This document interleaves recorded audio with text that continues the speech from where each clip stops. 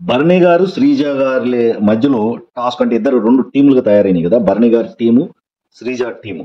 So, దీనిలో game మాత్రం నభూతో నా భవిష్యత్తు అన్నట్టు బ్రహ్మాండంగా జరిగింది. సో, దీనిలో హీరో మాత్రం డిమాన్ పవన్.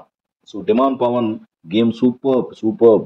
ఎంతమందిని కంట్రోల్ చేశాడండి. ఒక్క చేత్తో ఐ థింక్ ఒక్కడే ఎమాన్యుయల్‌ని, భరణి గారిని, సో రాము గారిని, ఇద్దరు ముగ్గురిని సో ఒక రేంజ్‌లో ఆడాడని చెప్పాలి. సో, ఇక్కడ మాత్రం పవన్ గారికి హ్యాట్స్ ఆఫ్ చెప్పాలి. So, number 1 gamer. అసలు యాక్చువల్‌గా మంచి మన మాధురి గారు చెప్పినట్టు మంచి ప్లేయరే. కాపోతే ఆ లవ్ ట్రాక్ రీతు గారితో పవన్ యొక్క లవ్ ట్రాక్ అతను కొంచెం డౌన్ చేస్తుందేమో అని చాలామంది ఆడియన్స్ యొక్క ఉద్దేశం కూడా. సో, అదర్‌వైజ్ పవన్ గారు మాత్రం ఆ టాస్క్‌లో ది బెస్ట్ ఇచ్చారు. సో, ఆ గేమ్‌లోనే కదా!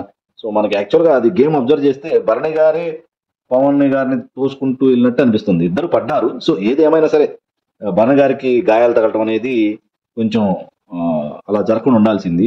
సో, ఓవరాల్‌గా కొంచెం సఫర్ అయ్యారు.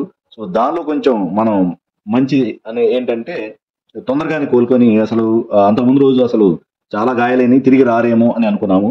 సో, లక్కీగా తిరిగొచ్చారు. చాలా సంతోషం. సో, ఇక్కడి నుంచి గేమ్